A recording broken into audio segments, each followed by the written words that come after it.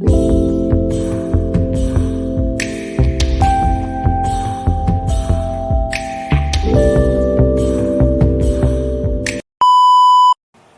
me take you around the world, and after we're going to start in Africa. We're going to start in Egypt and Sudan. And Egypt and Sudan, I don't know if you know it or not, are in Africa. Did you know that? Yes. And they've always been in Africa. Yes. I've been in Egypt, I think, 24 times now, and it's been in Africa every single time, with no exceptions. And this is an important piece. Now, a lot of times we start with Egypt or Kemet, which is the actual name. I taught a class last night, and the person asked me, Runoko, Dr. Rashidi, should we use the African names whenever possible? A lot of us don't know the African names.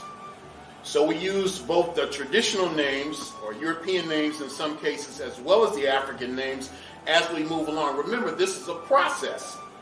A lot of us develop a bit of knowledge, develop a bit of consciousness, and then have a tendency to look down on people who were just like we were at one point in time. It's easy to be condescending and self-righteous when you get a little bit of knowledge. But condescension and self-righteousness are not a part of the admonitions of Ma'at.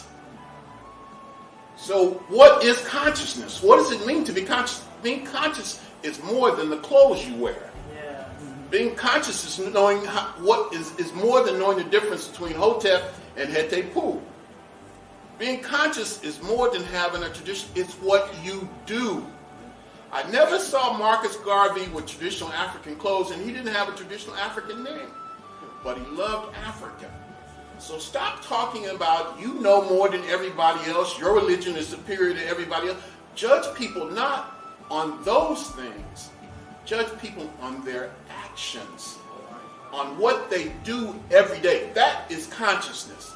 Consciousness is not what you wear. Consciousness is not just having a few words of Swahili or Twi. Consciousness is what you do. Now, this piece is right here in your neck of the woods, not far from here. This is at the Oriental Institute of the University of Chicago. You have resources right in your own backyard. I was at the Field Museum today for the first time. I saw the Egyptian collection in the Field Museum. I pledged myself to see every significant Egyptian collection in the world. And that may sound very ambitious, but I've already done 90% of it. Now I'm just kind of cleaning up. So I went to the Field Museum today, and I realized that somebody had done some serious work. Because near the Egyptian section, there's a sign that's with a map that says Egypt is in Africa. Somebody put some pressure on folk to do that. Because you know these Europeans don't want to let up. Even now in 2017, I would imagine the average European scholar, in parentheses, would deny that Egypt was African. So you have resources right here, and I wanted to acknowledge that. Now here is you know, you run into politics too. This is an incense burner that's about 5,400 years old.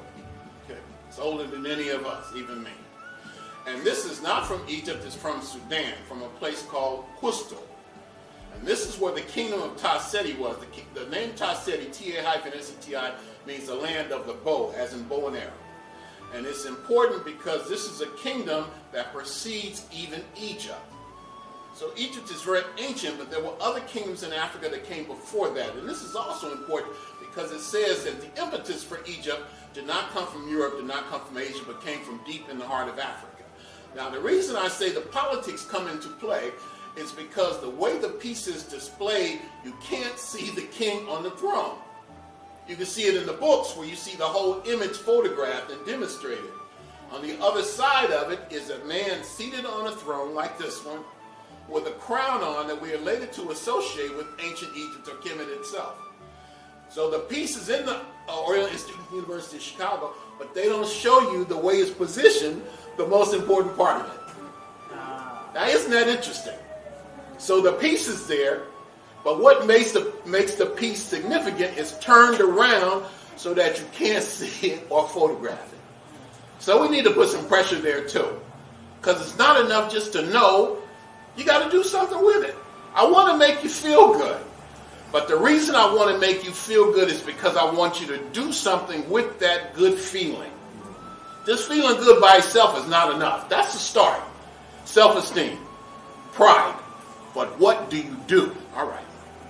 And then we're going to go right down the dynasty. We're going to spend a lot of time with Egypt. So I hope you're ready for that. I'm going to go fairly quickly, and then I'm going to take you around the world. What I want to do is look at classical civilization. One of the things I learned from perhaps my greatest teacher, a man named Ivan Van Sertima. Ivan used to say, you heard of Ivan Van Sertima? Yeah. Can't take for granted now. Everybody doesn't know who some of these folk are. You know about Kevin Durant. You know about LeBron and how many points they scored, the kind of dunk he did last night. But the average African American cannot tell you the name of a single African who lived before slavery. So if you know more about Beyonce than you know about Queen Ty, something's wrong. We are not being programmed in the right way. So we'll go through Kemet and we'll go through it fairly quickly and I'll take you around the world. This is a very important figure. This is a person that we call the Scorpion King. We have no idea what this man's name was. But the reason he's called that is because there's a scorpion in front of him.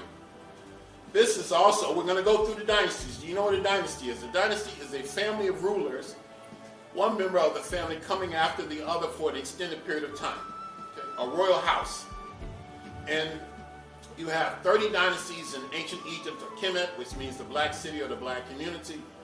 And of those 30 dynasties, I'd say 25 or 26 were native African dynasties. You do have a few foreign invaders.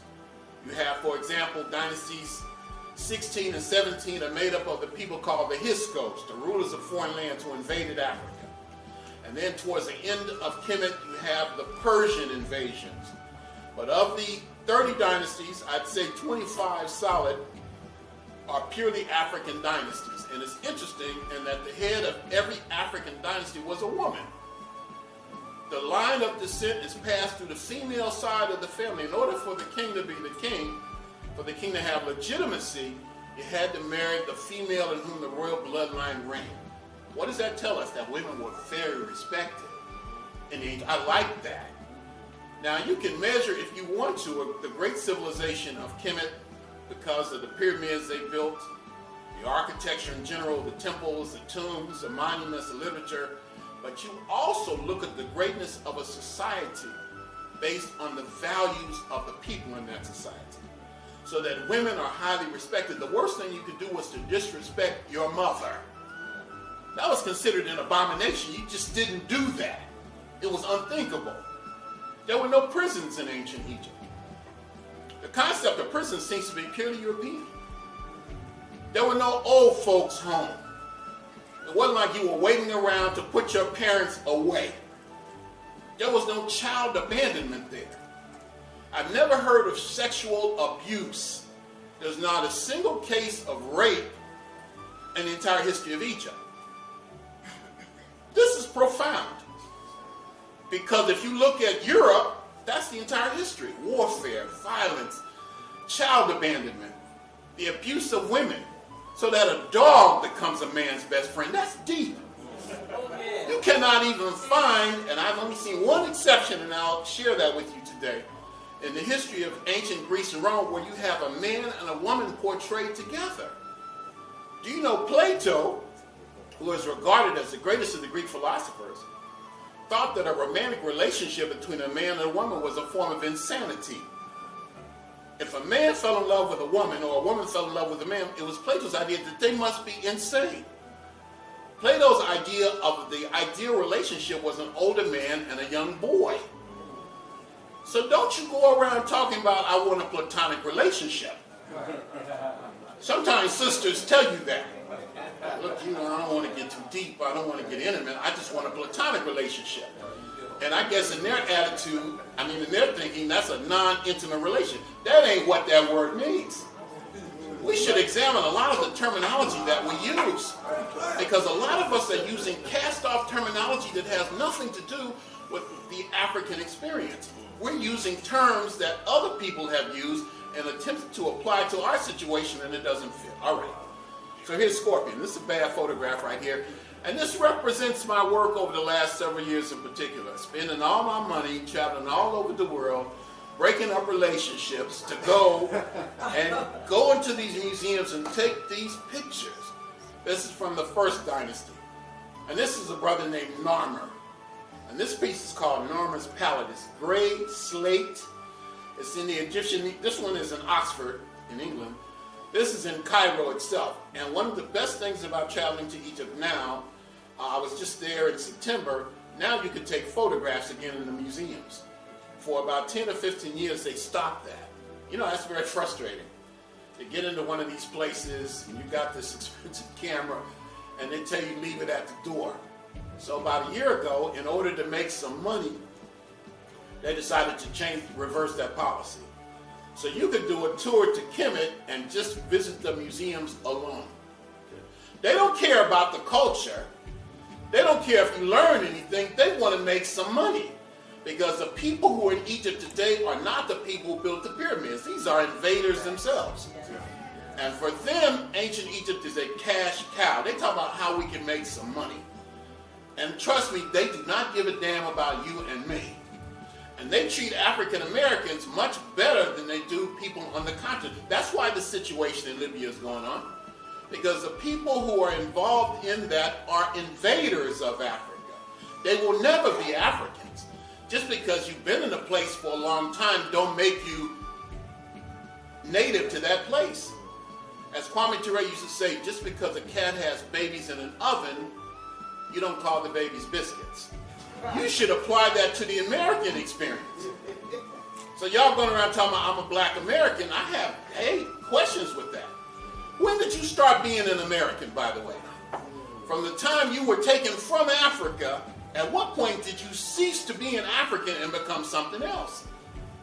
So these kinds of questions emerge in these kinds of presentations. Anyway, this is Narmer, and this is a classical image of an African king with a war club, a mace, about to bust the brains out of the enemies of Egypt. And that's what this represents. Many people would say this represents the unification of the southern kingdom, which we call Upper Egypt, and the northern kingdom, which we call Lower Egypt.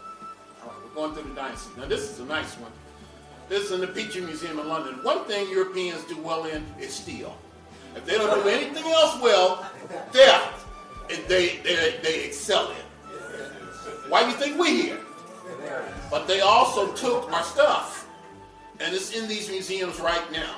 Museums, by their very nature, are European institutions. The idea of putting things on display denotes a sense of superiority and ownership.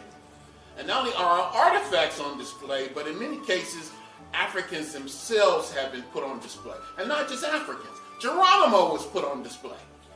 So there's a whole history in the United States and Europe of human zoos. And even white folks. You might remember a film called Elephant Man. And Elephant Man was a deformed Englishman who was literally put on display. This is not African.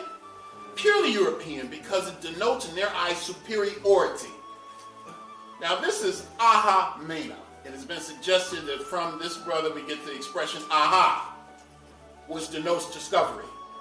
And it's applicable even now because we are, in a sense, a new era of discovery. We're discovering ourselves. This is limestone. This is a beautiful piece, and it's very well preserved. This is 5,000 years old.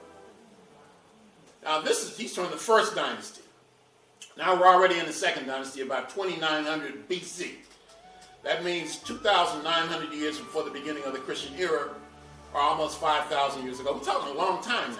This is before Greece, before Rome, before the first dynasties in China, any of those places, African history was already old. This brother's name is Kasekimai. Tradition says he stood about 7 feet tall.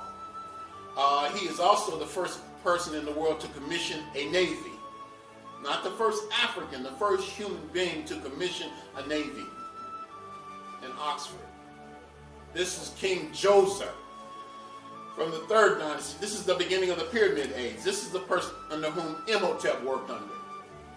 So if you don't know but one African, Imhotep is the guy you should know.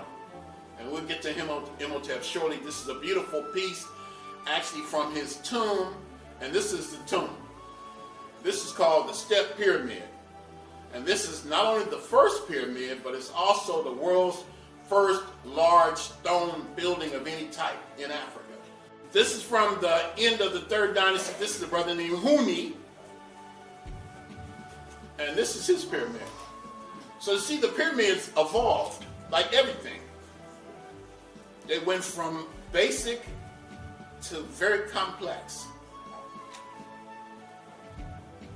This is the first true pyramid builder. His name is Sneferu. And there is symbolism here.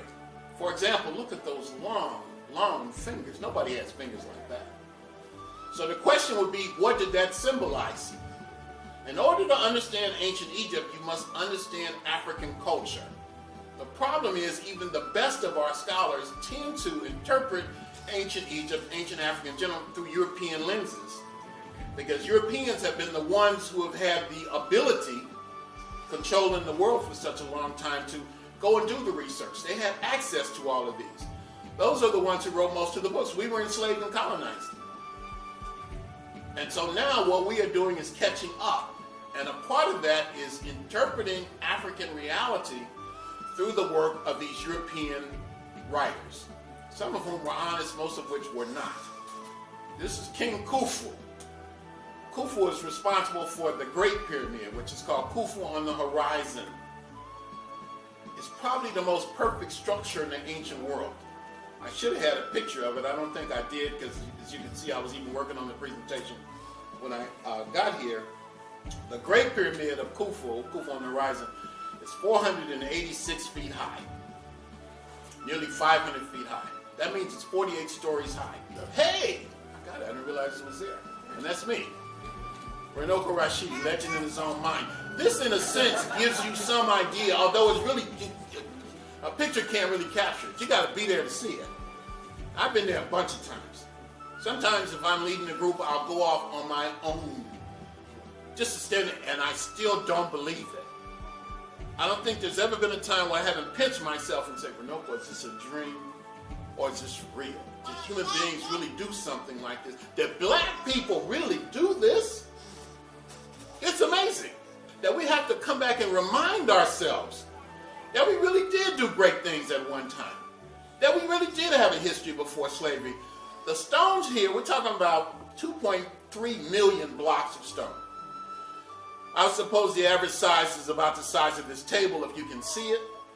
The average weight of the stones are 5,000 pounds each. That's the average weight, which means some of them might be 100 tons. Okay.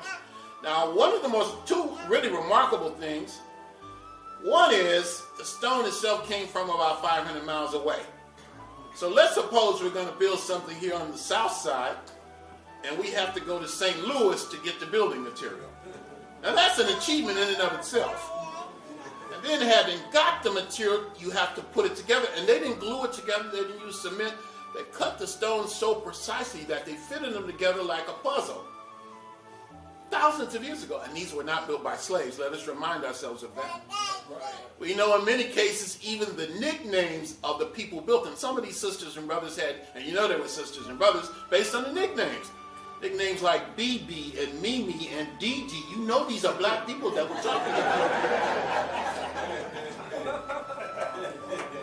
It is said when they finished them, they covered them with limestone and polished it until it looked almost like it would glow. And it sits on 13 acres of land. Let's say an acre is equivalent to like a half a block. So let us imagine a diamond sitting on 13 acres, nearly 500 feet high. And what that would look like when the sun came out in the morning. No clouds in the sky. This is what their ancestors did. So, you know, if you could do that, we don't have a need to build another pyramid.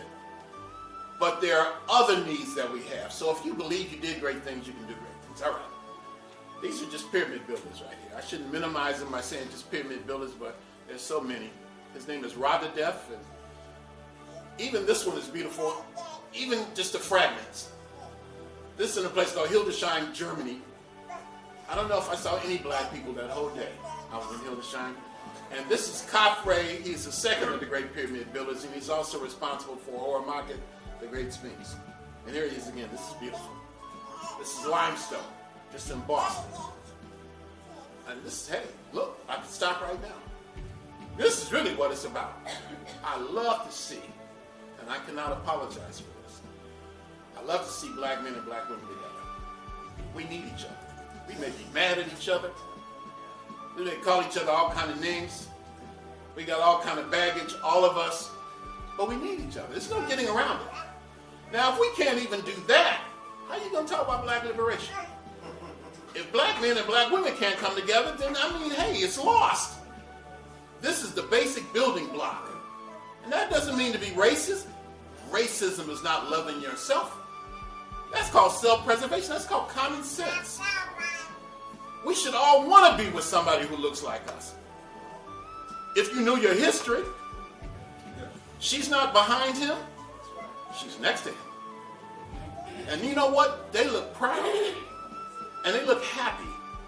And they look content. And they look secure. This is what I call noontime love.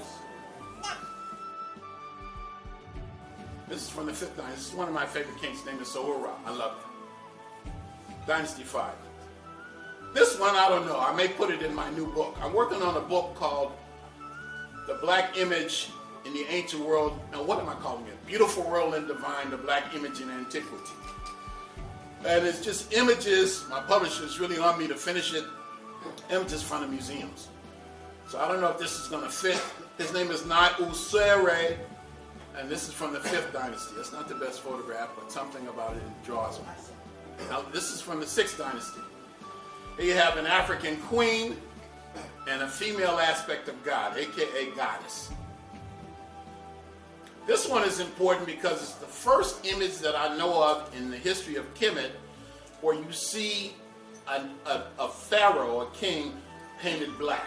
Now, these are black people we're talking about. This is Africa. These are black people that we're talking about. But black is also symbolic. What did it symbolize? In ancient Egypt, black symbolized deification. It symbolized divinity. In other words, black was the color of God.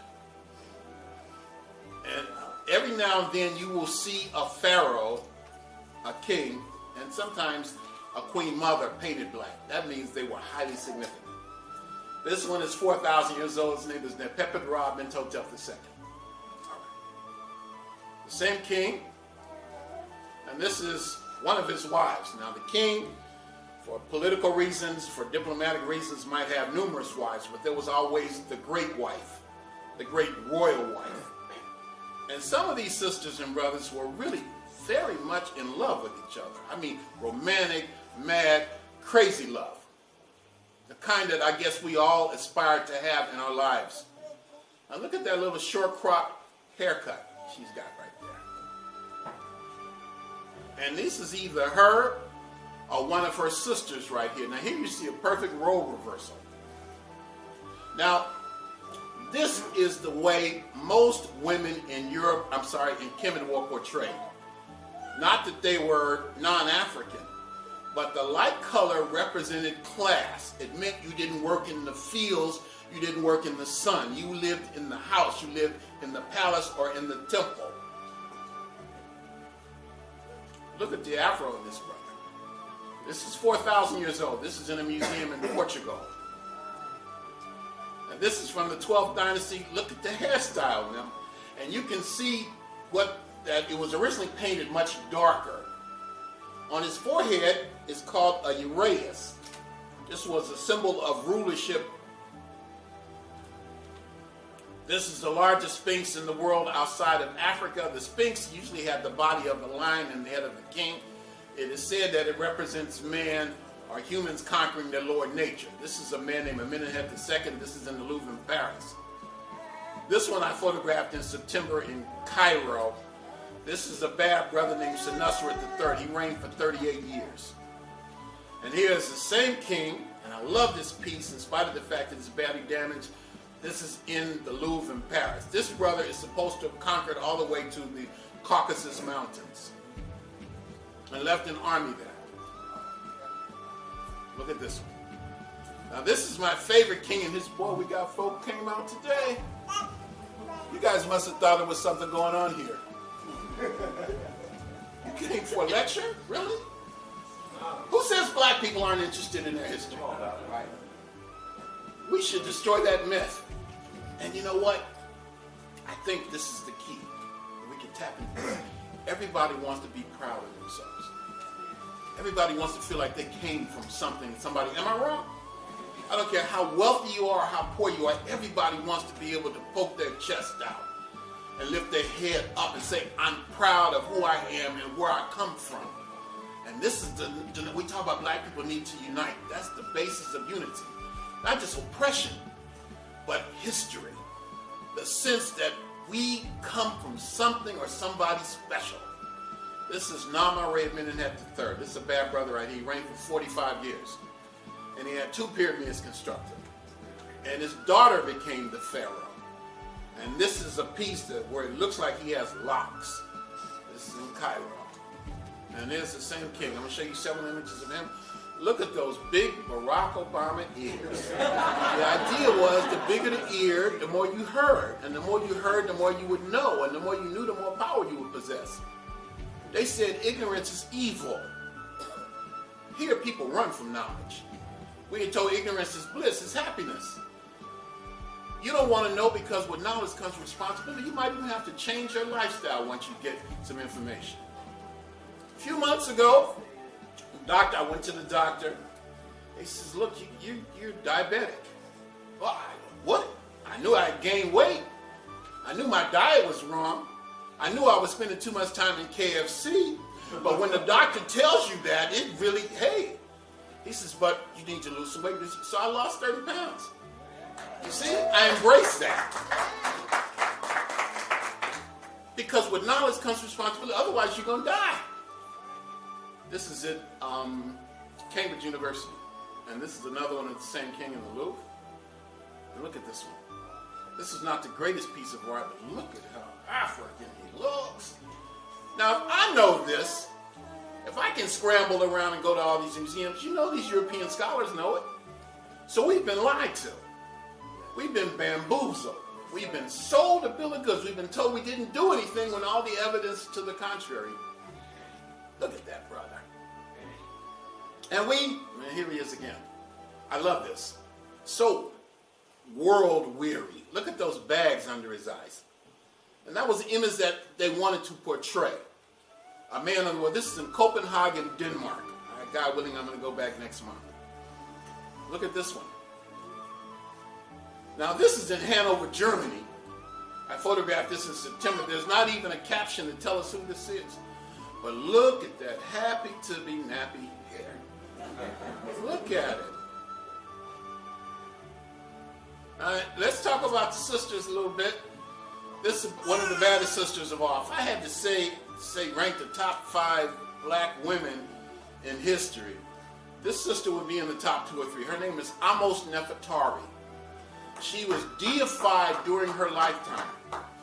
A set of prayers were written for her that were in effect for hundreds of years after her death.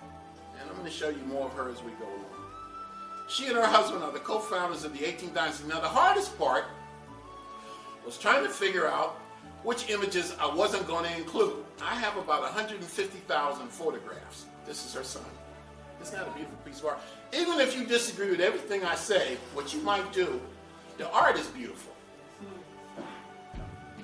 This is a brother named Tutmos I and a woman named Queen Amos and the child that they produced, who is Makare Hatshepsut. Now, she's perhaps the most powerful woman in the ancient world. She was actual pharaoh for about 20 years. Now, she wasn't supposed to be. Her father was pharaoh. Her husband was pharaoh, king. But her husband was sickly and died at a young age. Now, Egypt had undergone an invasion by a group called the Hyksos, and it lasted for over 100 years. So these Africans say, we're never going to let this happen again. And so, normally, her nephew would have been the king, but he was only about 9 or 10 years old. There were several boy kings besides King Tut. So they agreed that she would run things until he was old enough to be the king.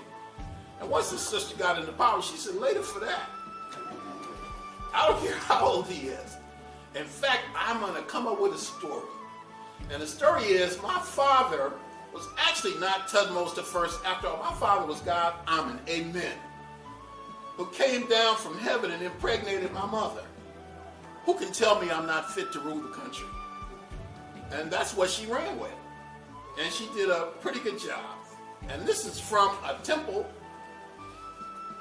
at a place called Deir El Bari. And look at this sister in the middle, this full-figured sister. She is the queen of a place called the Land of Punt. And this is in the Horn of Africa, East Africa, and the people of Kemet thought this was God's land. Here's a very tender one. I like the tenderness here. This is Hatshepsut's significant other. His name is Sinemut. He is also a great architect. And he's the what's called the chancellor. He really ran the financial affairs of the country, but he's also the teacher of Hatshepsut's daughter. And look at the tenderness with which he's holding that child. I love that. We're talking 3,500 years ago now. And look at the shape of the head. We'll talk more about that in a moment. This is maybe the most powerful pharaoh of them all. His name is Thutmose III. He reigned for 54 years. This is Hatshepsut's nephew. Yes, he finally came into power. He ruled altogether for 54 years. He's a little guy, short brother with a big head. He reminds me of somebody I know. And he's a warrior king. Tradition says he conquered 105 nations. And he led 17 military campaigns in person. And you have an idiot in the White House right now, a lunatic. Can you imagine him at the head of an army? But back then, the king actually led the troops into battle. He had to be a pretty tough person to do that. And this is Amen himself. Now, I no longer use words like gods and goddesses because I think that's a European concept. Africans always understood that God was one, but there were different aspects of God. God manifested him or herself in different ways. Strength, fertility, intellect, artistry. These aren't gods and goddesses. These are aspects of God. And this is Amen, who is probably the most powerful aspect. And this is where, obviously, we get the word amen. From Africa. And he's painted black. Ain't that something? Now, I would imagine the average Negro minister, if you said this, he'd say it's time for you to find another church home. Because we're just not programmed to think that way. The church used to be, and in some cases still are, very progressive institutions, but in many cases, the churches are at the rear of the struggle, not at the beginning. This is a man named Amenhotep II, and this is Amenhotep III. This is the father of Akhenaten, the grandfather of Tutankhamun, the father-in-law of Nefertiti, and the husband of Queen Tai. He is called Egypt's dazzling son. He is called Amenhotep the Magnificent. And I'm going to show you several images of him. This is from Berlin, in Cleveland, in London. Look at that. Look at the hair. Back in Berlin, in Cleveland, and this beautiful one right here is in the British Museum in London. But what good is a king without a queen? And so this is Queen Tai. He selected well. They met when they were teenagers. He was about 17, she was 15. And they fell in love. And you see them together a lot. Which is interesting because she is not of royal birth. She is what we would call a commoner. But Amenhotep III must have really been strung out. And this is his queen. Look at this sister right here. As a young woman, look at that. This is in Florence, Italy. Look at this. This is about this big. I took a very good photograph, if I do say so myself. And that's the one right there. This is the one that you're not going to see on the History Channel. On the Discovery Channel, Learn Channel, you sure ain't going to see it on BET.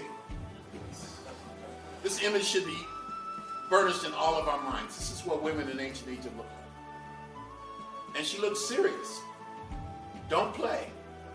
Don't take no mess. All right. It's in Berlin. And this small enough to fit in your hand. If you like, as we move along, I'll show you one with the top. Because it's a long kind of extension on top of her head. It's made of wood. 3,400 years old. How would you do that? How could you carve something that would last for so long and be in such a perfect state, almost like she could talk to you? This couple was so powerful that their imagery and and status remained generations after they physically died. Now here you see what's called a stela from a tomb of this man right here, and that's Queen Ty and Amenhotep III up above. That's what I call eternal love. And I love that concept. These are two of their daughters. These are masterpieces of art. This is the high point of ancient Egyptian art. And I just compare it to these sisters in Ghana right here. These students, these are girls. Now in a lot of schools in Africa, Ghana in particular, I know Zimbabwe too, I've seen it personally, they make the girls keep their hair cut short until they're about 15 or 16. That way, that's not an issue. I know this is going to shock you, but they go to school to learn. It's not a fashion contest. Nobody wears Air Jordans. Nobody's pants sag. They go to learn. They think, I know this is astonishing, this is one of their sons. And you can compare it to this photograph I took over the summer with this little boy from Namibia. Now here is the one from ancient Kemet. And here's this child in Namibia. And what an attitude this young brother has. Look at that look in his eyes. These are poor people who have not converted to Christianity, not converted to Islam. Sometimes they walk around stark naked. But you've never seen a people so proud and so dignified. You have to ask their permission to visit them. And then when you do, generally they don't pay any attention to you. I love it. Look at that. This is Akhenaten. Akhenaten is credited with being the first man of nonviolence. And he changed the style of art. Look at these images right here. Look. All right. Thank you very much. Look at these beautiful pieces. Look at this one right here. Looks so lifelike. A sphinx of that brother. And of course, Nefertiti. Not the Nefertiti that you used to sing that makes her look so European. And it may not even be Nefertiti that we're talking about that piece. There's a lot of questions about that piece in Berlin. And look at those lips. Beautiful lips, just made for kissing. See, I'm a heterosexual male. I don't apologize for that. Family portrait.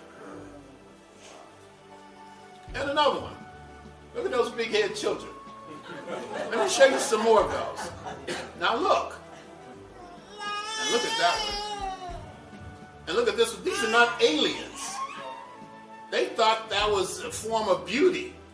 And apparently they would do that from the time they were young. There's a group in Africa right now called the Mangbetu in Central Africa that still do that today. To me, it's beautiful. These are called the Amarna princesses. Amarna was the new city that Akhenaten developed. Now here's one of those girls, and here's another one. I don't know if it's the same girl portrayed twice or two sisters. And then here, these are all from the same period. This is called, in the museum in Berlin, A Stroll in the Garden. And this one of King Tut and his wife. So you see this consistently. Men and women together.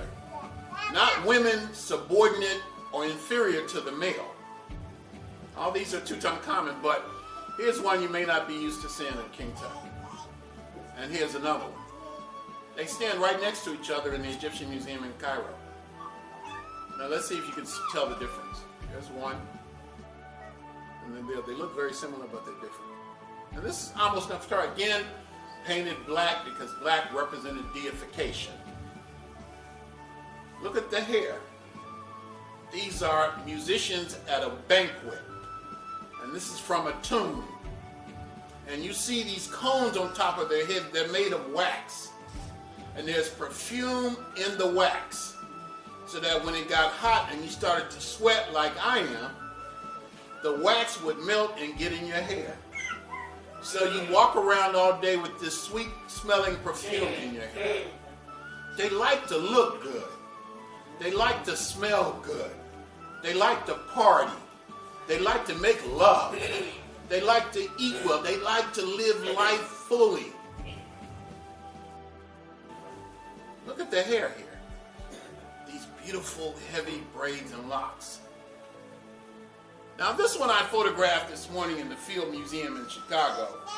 Tell me that image doesn't have any, huh? Who does that look like? Michael Jackson. Tell me that don't look like Michael Jackson. How old is that? It's older than Michael Jackson. This is from the 18th dynasty. This is about 1300 BC, 3,300 years ago. Look at that. Now I wonder if Michael saw that. Seriously, it's in the Field Museum. I wonder if he saw that and said, "That's what I want to look at." I'm just speculating. I'm not saying that's a fact, but it's something to think about. Well, I wasn't going to talk about the nose, man. Because we're going to go down that road, you see. These are the last rulers of the 18th dynasty. It's 4:30. I wonder if this might be an appropriate time to take a 10 or 15 minute break. I know we said 5, but I think this might be good. It's a little crowded. It's a little hot. So let's take a break. Okay?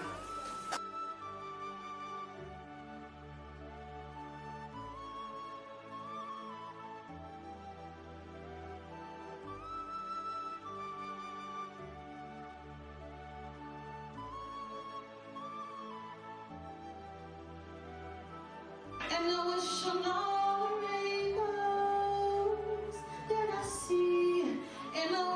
Now this is Seti the first two up here, and this is his son, the person who is to be called Ramses the Great.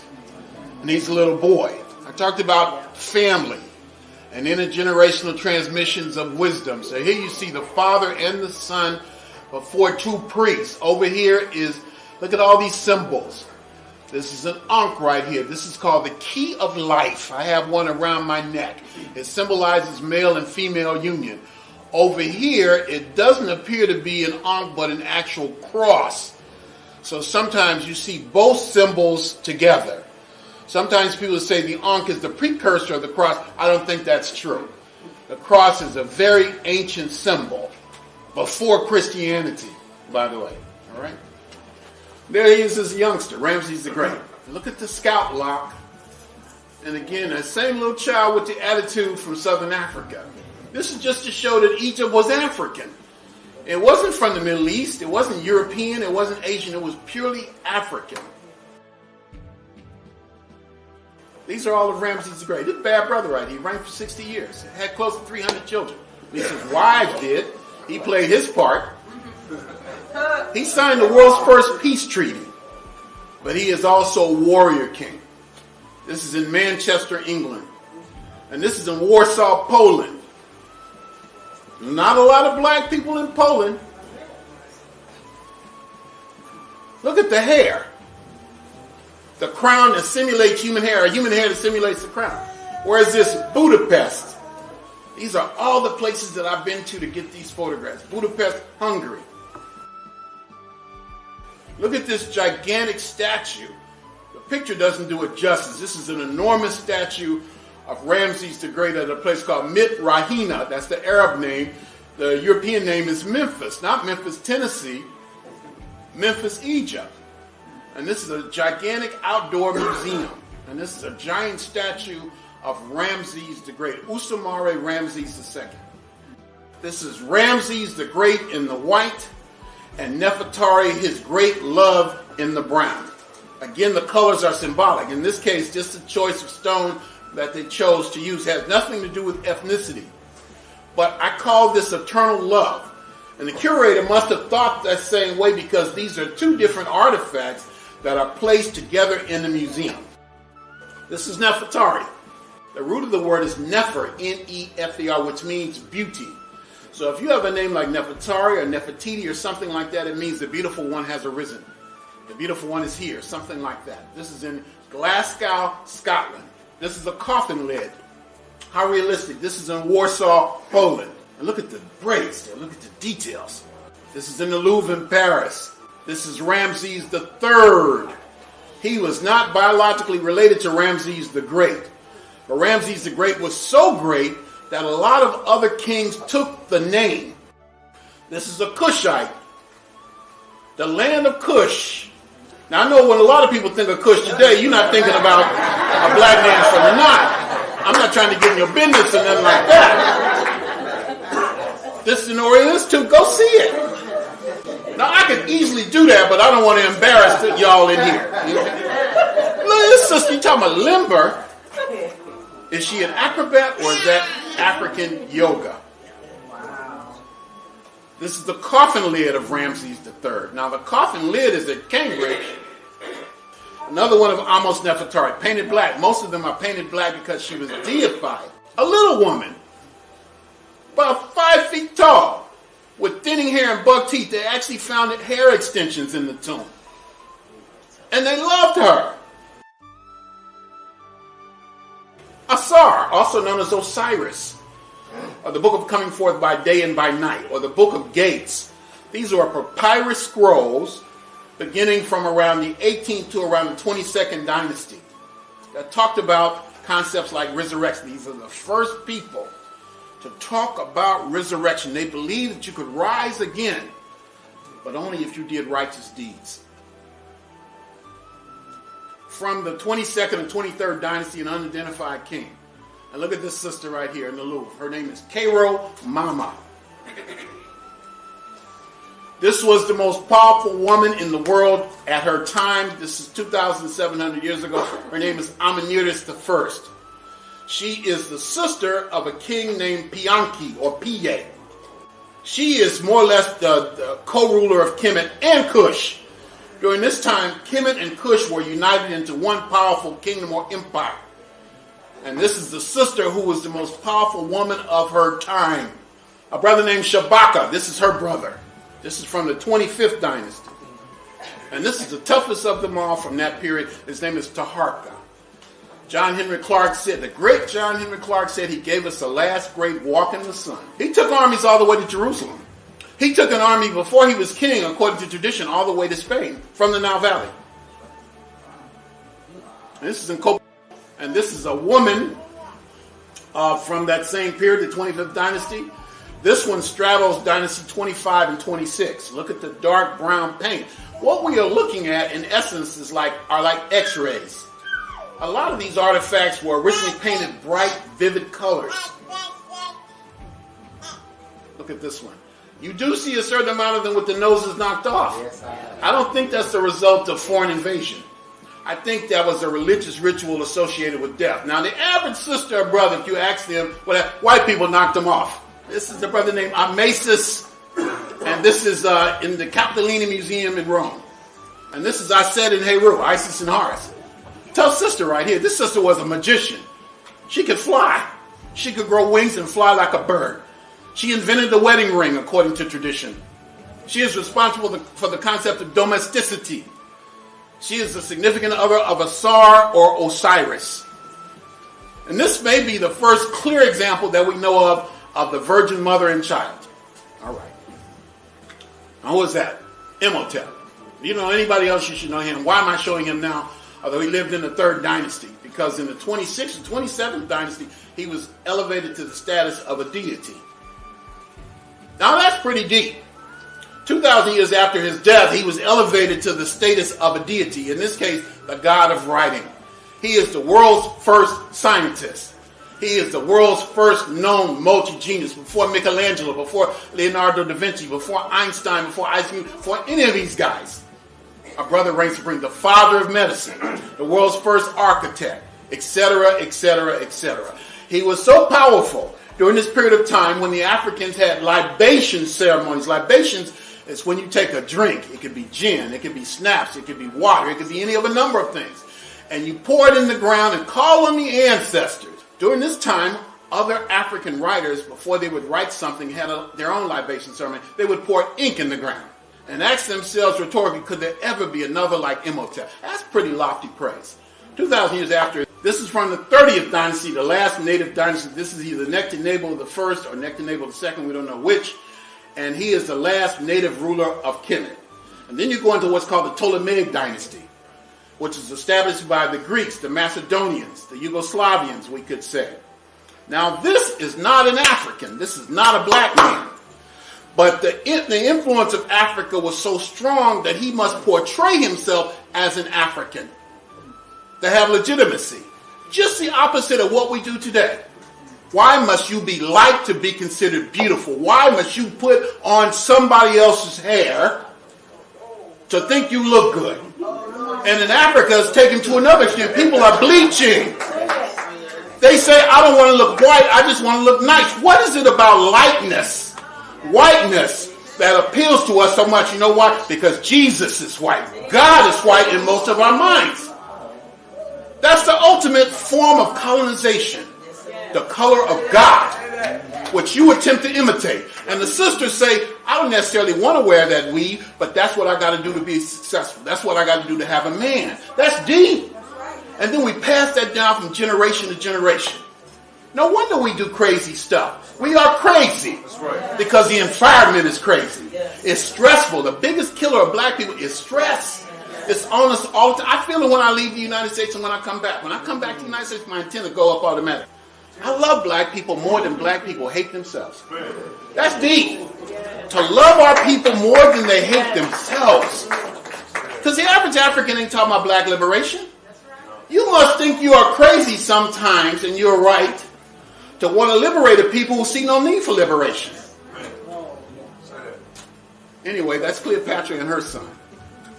Now, let's leave Egypt. This is from Kush. This is from Kerma. This is from Sudan. I took this picture last summer.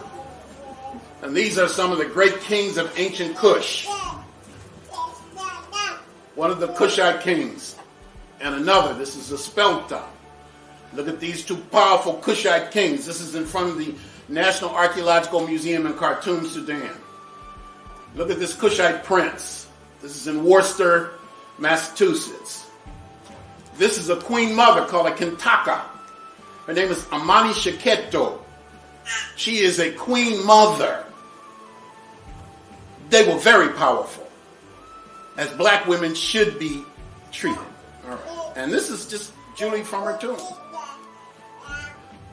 One more piece. This is called the Ishango bone. This is about 25,000 years old, 25,000 years old. This is found in Central Africa. This is one of the most ancient counting sticks in the world. There are notches carved on the bone in sequential order. A brilliant mathematician named Claudia Zawlowski did a very deep study on this. So long before, when Europeans were still living in caves, Africans had at least rudimentary forms of mathematics. Out of Africa, this is from ancient Iraq, and this is from ancient Iran. Now, this is in the Louvre. There's nothing about this that says on the caption African, but I looked at that and said, those are black people. Maybe because I was influenced by this card that I got from Africa. You can see the similarity there. This is from ancient Lebanon. This is about 3,000 years old. And this is from Judea. This is from the kingdom of Lachish, captured by the Assyrians in 700 BC. Look at that happy to be nappy hair. Look. Now tell me those are not black people. I dare you to tell me that. Look at it. Our history has been so suppressed. Why? Because we haven't written our history. From ancient Iran and ancient China. This is from the Shang dynasty in China. A libation vessel of a tiger protecting a little black man at the dawn of Chinese history. Let's spend some time in China. This is a bodhisattva, a person who has achieved a Buddha-like state of enlightenment. This is in the Tang dynasty. And this is in the Tang dynasty in China. So let's go down. Let's start. Shang dynasty, Tang dynasty, another one from the Tang dynasty. Why is the Tang dynasty important? Because it's a classical era in Chinese literature and art. And then the Yuan dynasty. This is the dynasty established by Kublai Khan. And then last but not least, the Ming dynasty. So we can identify clearly, distinctly black images in at least 4 Chinese dynastic periods. This is not just a black man. This is Bodhidharma or Dao Mo. He is the person credited with inventing or introducing Zen Buddhism. He's the person who supposedly took martial arts from India to the Far East. There he is. That's a Chinese porcelain. That's not an African porcelain. That's from China. It's over 500 years old. Look at him. I could have modeled for that if I took my glasses off and put something on my head. And what about Japan? There are 2 Japanese proverbs that go for a samurai to be brave, he must have a bit of black blood. Another version of the proverb goes, to make a good samurai, half the blood in one's veins must be black. Nobody has black blood. So we assume that has an ethnic connotation. There's a tradition that the first shogun of Japan was a black man. Now this is Fudo-Maya. Fudo-Maya is one of the patrons of the samurai. His name means the immovable. And he's one of the major figures in ancient Cambodia. Now look at these. These are from Vietnam. These are 1,000 years old. And another one, my best picture. That one's pretty good. Now the first two were images of the Buddha from Vietnam. Look at that, happy to be happy here. And this is Vishnu. And this is the Hindu deity Shiva. These are all from Vietnam 1,000 years ago. Look. Look. These are in a museum in Da Nang, Vietnam. One of my favorite places to explore right now in terms of the ancient presence of black people in the Far East. Just look at the features. Like Bantu knots. This is from the Divarati period in Thai history. Look. Look at that. And look at this one. And look at that. See, we haven't studied this. The African diaspora didn't start with slavery. Black people began migrations out of Africa thousands of years ago. How about Europe?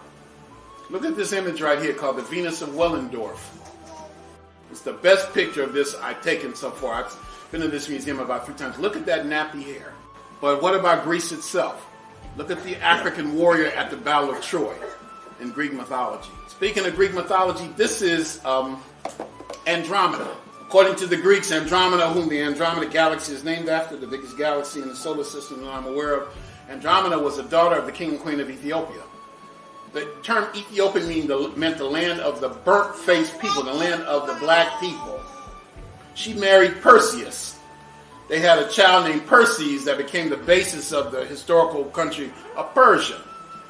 Now, how many of us know, how many Trekkies in the room know that the largest galaxy in the solar system, according to the Greeks, was named after an African woman? These are things we need to know. We need to give our children a sense of pride.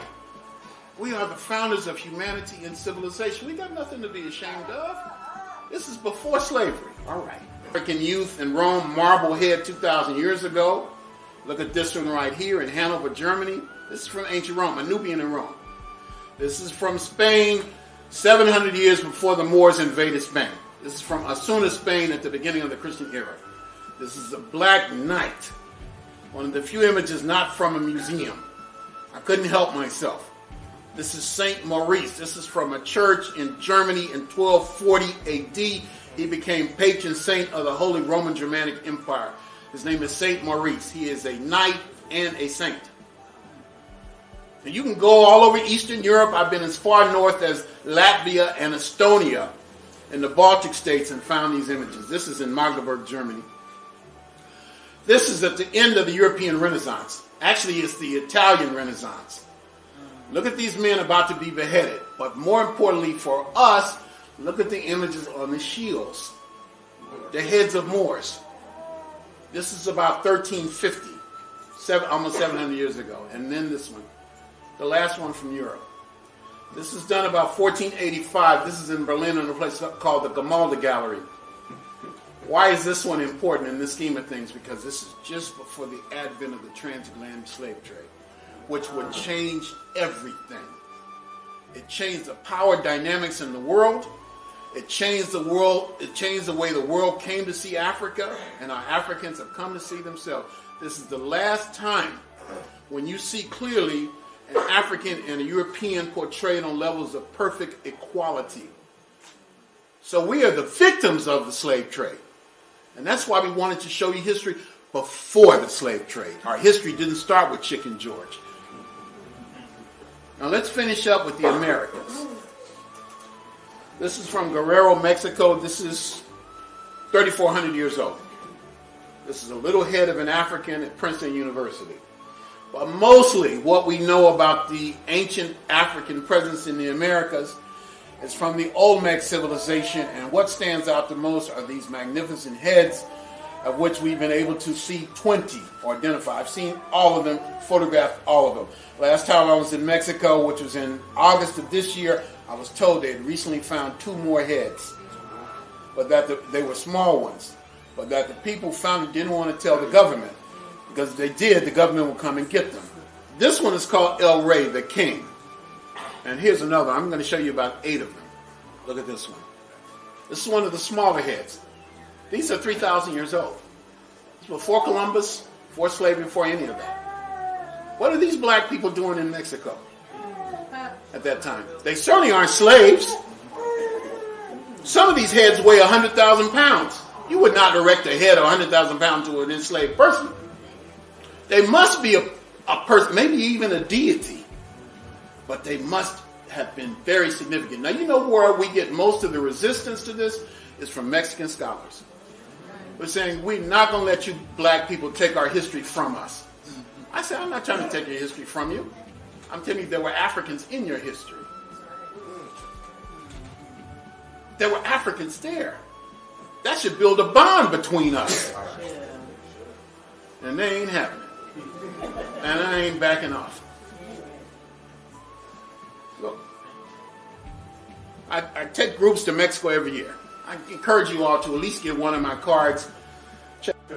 So we're driving down the street. I'm supposed to lead the group through the museum, but I hadn't been to the museum. We're driving down a busy street. All at once I see a big white building over there. Is that the museum? They said, yeah. I said, stop the bus. This is like a huge street. And he looked at me like, is this guy on drugs? Has he lost his mind? I said, stop the bus now. Let me off. I told the tour guide, I said, look, I'm going to the museum. I'm going to become familiar with the artifacts. And then you bring the group. I came in there, and this was the first thing I saw. And I sat down next to that head and just stared at it for a while. That old head seemed to say, Runoko, give that guy the middle finger. Anybody who looks at this and says, I'm not African, there's no evidence you could ever give them that would make it. Because some people close their minds like you close a window or a door, fear that a new idea might come in. And I fell in love with that head. This is 20 tons. Look, this was the last one I found, the last of the Olmec heads that I was able to identify. No two of them look alike. This is one of the Levante heads. Look. And look at that one. And this was the first one that was excavated. Even the people who found it. It was first identified in 1868 or 1869. The person who found it said it looked like an Ethiopian. Then it was excavated in 1938-39. The people who identified it, dug it up, said they nicknamed it Joe Louis. This was the first one that was excavated. And this is the companion to it. This is the one with the braids in the back. Look. Somebody imagined that? You dreamed that up as just a style of art? This is what we need to tell our children. But it's not taught in the schools here. And it's not taught in the schools of Mexico, although it's right there. So I keep saying again and again and again, it's our job. We have to do this. This is called El Negro, the black. That's what the peasants who dug it up called it, the black. All right.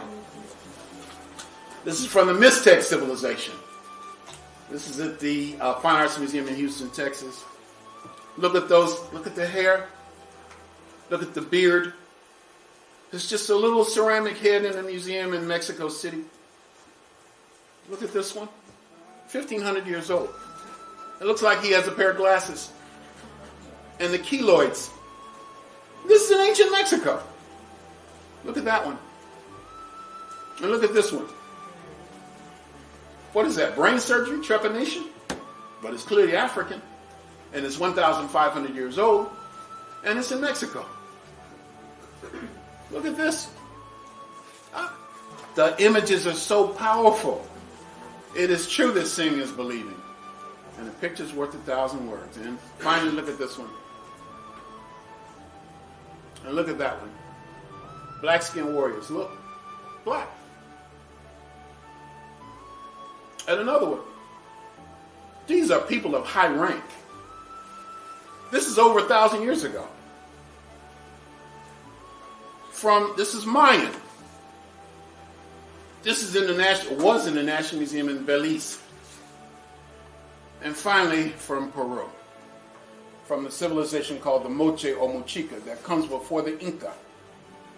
Sisters and brothers, we are a great and mighty people.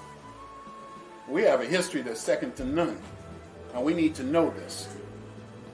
History is our immune system. It tells us who we are.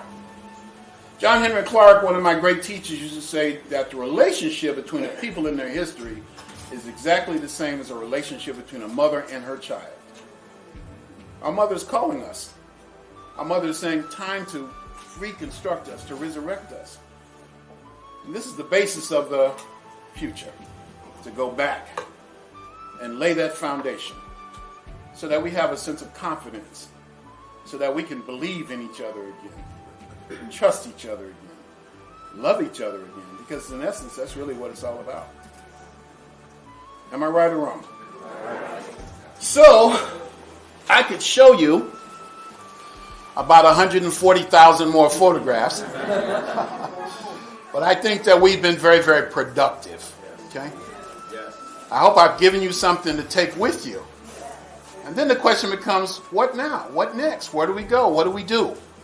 How do we take our knowledge of self and translate it into something concrete? Thought without practice is empty, and action without thought is blind.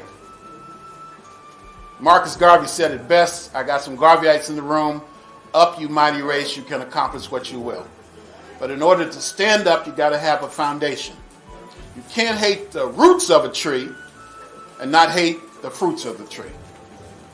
So that's my message to you today.